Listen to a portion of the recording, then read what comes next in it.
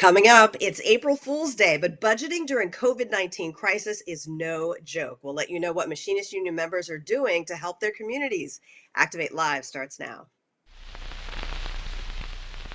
Activate your voice. Activa tu voz. Activate it now. Speak up. Speak out. Get involved. Get involved. Engage-toi. Take action. Aktiviere deine Stimme. We're union and we're proud. Welcome to Activate Live. I'm Tanya Hutchins, a communications representative at the Machinist Union. We'll get to the coronavirus next and what union members are doing about it in just a moment. But first, some good news. The TWU-IAM Association overwhelmingly ratified new contracts at American Airlines covering more than 30,000 mechanic and related. That includes maintenance control technicians, training specialists, fleet service and material logistics specialists, and also store members. So congratulations to everyone there at American Airlines. March 31st was Equal Pay Day, the day into 2020 that women had to work to make what white non-Hispanic men earned in all of 2019. The wage gap cost women almost $900 billion every year. Now, you may have seen this image during a tweet storm yesterday to raise awareness about how the pay gap disproportionately affects women, especially women of color, on the front lines of the coronavirus pandemic. Now, those working in industries experiencing a high rate of layoffs, the LGBTQ and disability communities need to be a part of the COVID response and part of the discussion when it comes to pay inequality. Well, the COVID-19 pandemic has had an unprecedented impact on our economy, our employers, and our membership. Walt Disney World may be closed until further notice, but pledged to pay hourly parks and resort employees through April 18th. In a recent letter to Disney, TCU Vice President Matt Hollis asked the company to pay wages and insurance through April 30th. And for many reasons, including the uncertain nature of when it will be safe for members and staff to travel and gather in groups, the IAM Executive Council made the decision to close the Wimpesinger Education and Technology Center for the rest of 2020, effective Monday, April 6th. If you're enrolled in a program at the W3 Center, you'll receive cancellation information. International President Bob Martinez says he's looking forward to reopening the Wimpesinger Center at the earliest possible opportunity and resuming world-class education for our members and staff. As for the overall crisis, Martinez says the IAM will emerge stronger than ever from this crisis. Our union is prepared and ready to take on this challenge and continue to fight for our membership like we always have and always will. And that word solidarity down there has never meant so much.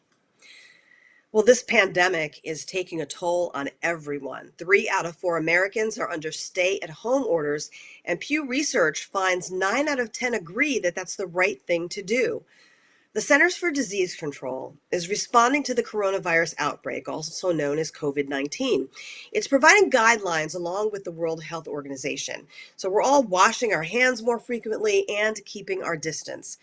Now, we have some photos to show you. And as you can see from these photos, playgrounds are closed in Arlington, Virginia, because of social distancing requirements of keeping people 6 feet apart.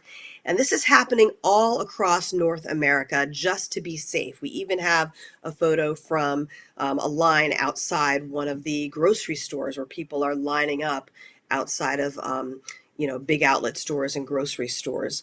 Now, amid all these restrictions, we'd like to recognize IAM heroes who are really making a difference in their community. So feel free to let us know who you think is an IAM hero in comments, because there's a lot of work going on behind the scenes in many industries and in our union to make sure our members are taken care of.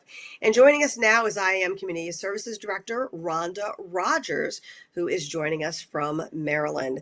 So what are you hearing from our members, Rhonda?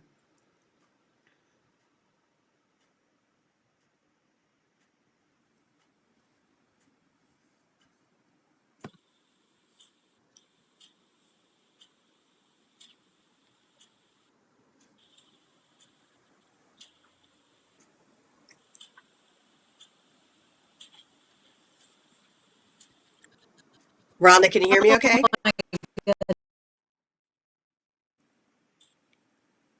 She's there. She really is. Yeah, it's crazy. Go ahead. I can hear you. keep getting cut off. But anyway, our community, we have a really great community services program. So one of the things that I did was I contacted all of the people that have been through that program, and asked them what's going on. And they really gave me some good stuff. Some of the issues that they're running into is running out of materials. So we have some that are making masks, but they're running out of elastic.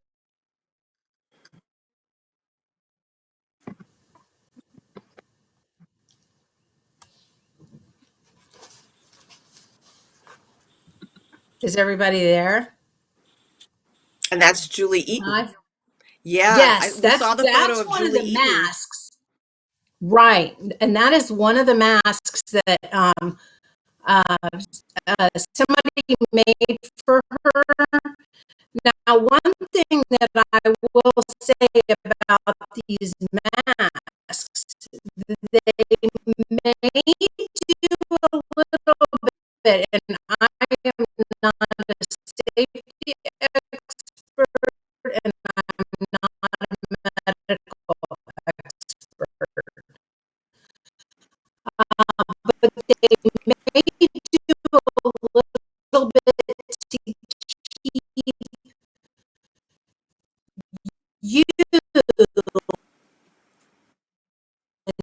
nothing, is what I'm trying to say.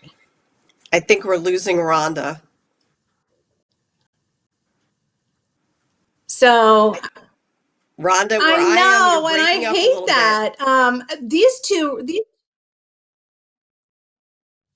okay. I may try to reconnect with Chrome here in a minute. It doesn't seem to be getting it for me. But we'll try. If I get You sound disconnected one great more right time, we'll now. do that. These two pictures. Awesome. Well, let's cross our fingers. These two pictures, the first one is one of our instructors, Dave Miscolzi, and he and his wife are making these masks right now and giving them, donating them to hospitals and people that are working.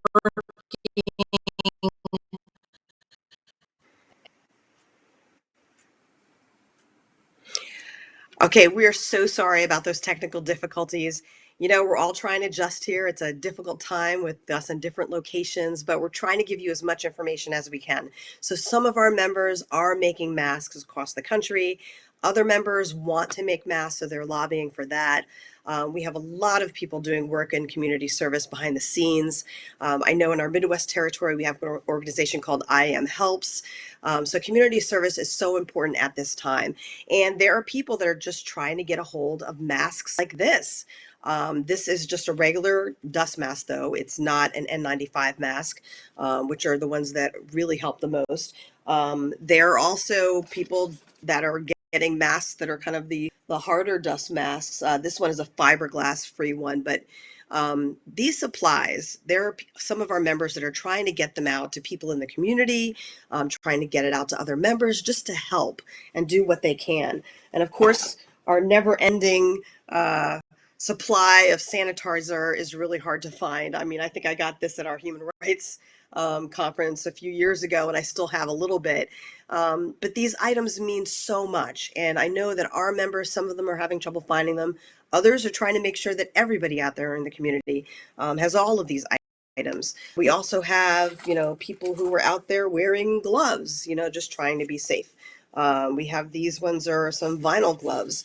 But a lot of these things that we're using at home and when we go out into the community we want to make sure that our members are safe at work. So that's one of the things that we as a union are trying to communicate to each employer, is that we need our members to be safe. So we're pushing that to make sure that all of our members have the personal protective equipment that they need. And I know that's some of what Rhonda was going to talk about, because a lot of our members are essential workers. So we're trying to make sure that our members have everything that they need. And we're fighting for that. We're the fighting machinists. This is what we fight for. And it's important also to shop locally. I mean, to support a lot of companies in the community.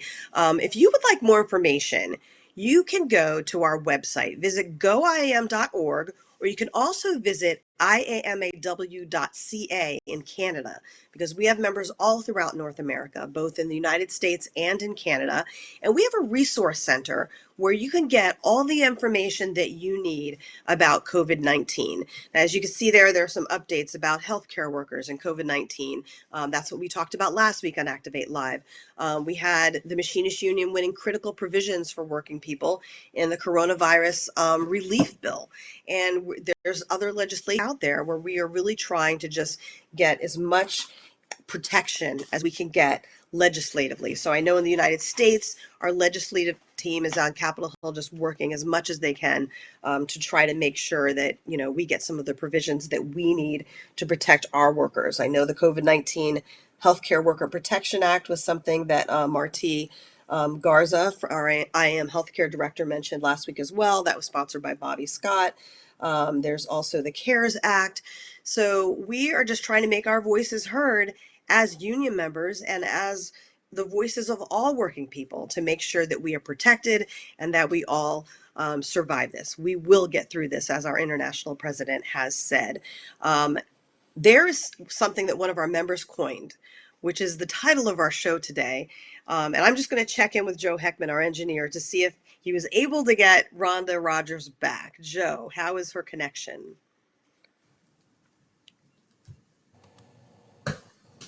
Can you guys hear Rhonda's me? back. Let's try it again, Rhonda. Okay, we're going to try it, Rhonda. Awesome. Rhonda, I was just telling everybody how everybody is trying to get as many supplies as possible, especially our workers, because we want to make Yes. sure that our workers have the personal protection equipment that they need. So you said that there was a member that coined a really great phrase, and it's actually the title of our show. So tell us about that Yeah. phrase, share the care. What she said, and I don't know if she came up with that or if she heard it from someone else, but she said, share the care, not the virus. So when you think about that from a community services standpoint, and you think about, well, we can't do the regular things that we would do. We can't necessarily hold a meeting, but we could hold a conference call or something online. We can still, through phone and through our computers, through social media, we can still try and keep in contact, with our members. And when we find a member in need, we can do what Julie Eaton's doing. And I was gone, so I don't know what what we got to talk about there. But Julie lives in a small community, and what she's doing is she wears a mask, which I believe you saw a picture of, and her glove.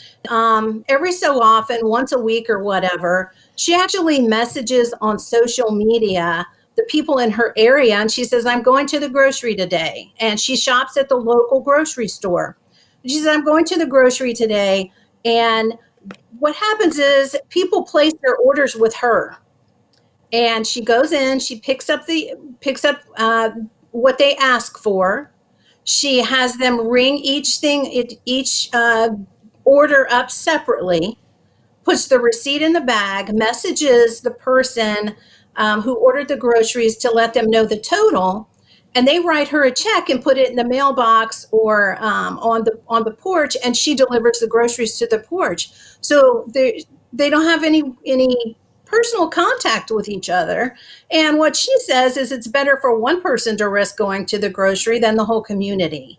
So, especially if you have some members that are unable to get out, that's a great way. You could do it with your family members. I know back home, my parents are in their 80s, and we're really well. I'm not because I'm still here in Maryland, but the family is making sure that they stay in the house.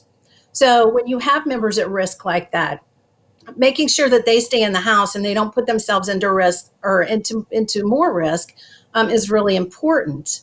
So, and then we have the thing with the masks. The one picture that I showed you, yeah, there's Julie, and Julie's a lobsterman, and so she's wearing her lobster mask that a neighbor made, and it protects her somewhat. And like I said, I'm not a doctor, so please, don't take what I'm saying as gospel, but it does help her to not spread anything that she has. And so if we all wore them when we were out doing essential things, then we might do a little bit to stop the spread. The other picture there is of Dave Miscolzi, one of our instructors. And so he and his wife are working to make those masks in the area where he is, and donating those to hospitals and to people that are still have to go to work. And the other picture is the picture of the N95 mask, and that one has to be. It is one that's our healthcare workers. Now, the people in the picture, that is my brother Tony, who is an RN, and the president of the union that he belongs to, National Nurses United, Rhonda Reisner, who's a good friend of mine.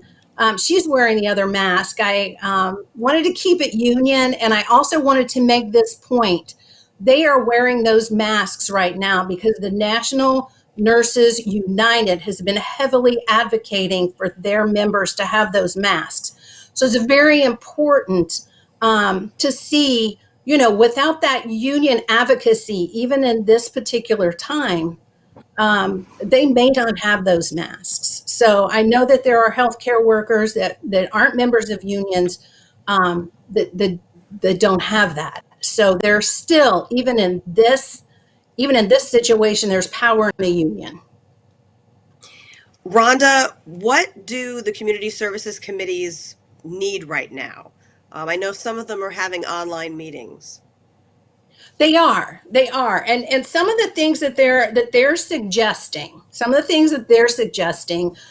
is this idea of trying to find out who in the community needs help.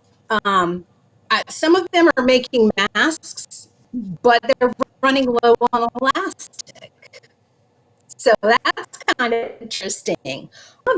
Working with various small businesses in the communities like tattoo parlors and beauty salons, um, who are donating the rubber gloves and the things that they use for protection, because right now they can't work in their business, so they're donating these supplies to the people in the medical field, which is helpful. So as far as resources for our members, and some of the things that they're saying is, make sure that when you shop, if you can shop locally, because those small businesses are really suffering. So whether it's a medical worker, whether it's someone in the grocery store, are people that some people don't believe should have a $15 minimum wage. They're running this country right now. And I don't mean that in a political way. What I mean that is in a way that is sustaining the rest of us. They're the ones in the grocery stores. They're the ones in the fast food drive-through restaurants and the gas stations and things like that are out there for the rest. So make sure that you and thank them for what they're doing. Washing or repack is important. So the way this virus works, it stays on things for a while. So if you're going to the grocery store, You may not have thought about doing that, but washing your reusable grocery bags is really important. Also, many of our community services groups have Facebook pages. And so there are too many for me to just like give you a list. But what I would suggest is that you go on Facebook and you just put in IAM community service, and those pages will pop up. And you would not believe the information that people are sharing. Uh, there are how to make hand sanitizer, just lots of different things that you can do to things that we don't have. So and through the a lot of the work that they're doing that they can't do personally, they're still able to do. And sometimes it just takes a group of people getting together and having a conversation and thinking about what can we do to help, even though maybe we can't personally interact with people. The other thing that people are doing, so y'all know me, I'm an extrovert. I get my energy from other people. So it's really rough for me not to be able to interact as personally as I have been able to do in the past. And so when you have people like that, just call and check on them. You don't have to have that face to face contact, but just calling people saying, hey, how you doing? I've gotten a lot of phone calls. Just pick a person every month. In these situations, we want to do something. And sometimes those little things that you don't think would mean anything absolutely mean the most. They mean the most.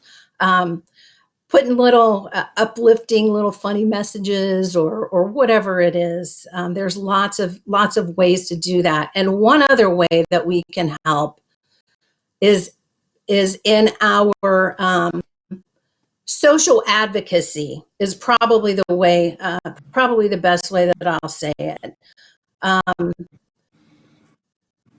We'll get something, maybe a legislative update or something from a social organization saying time to contact your Congress passed.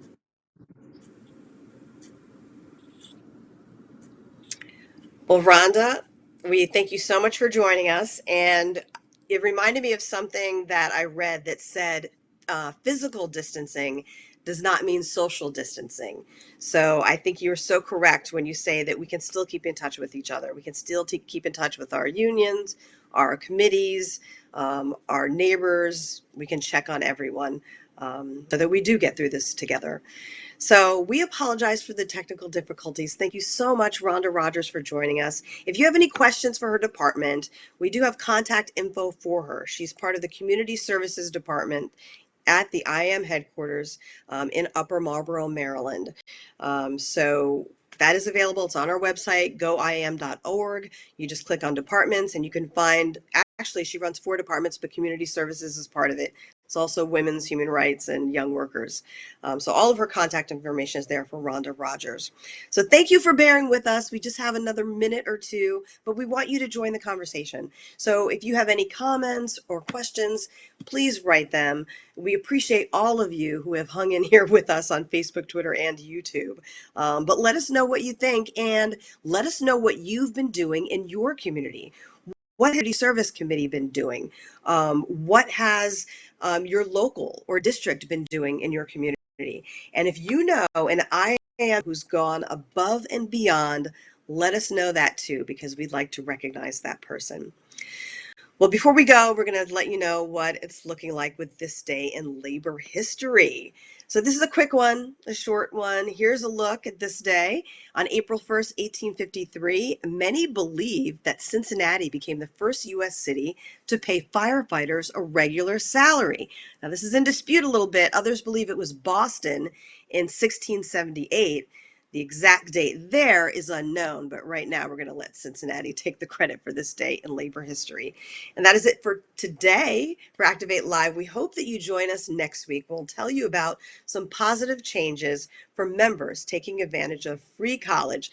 So we will see you then. And before I go, I'm going to let you see me put on my little mask, but we'll see you next week. Okay? I have asthma, so that's why I need it. Bye-bye.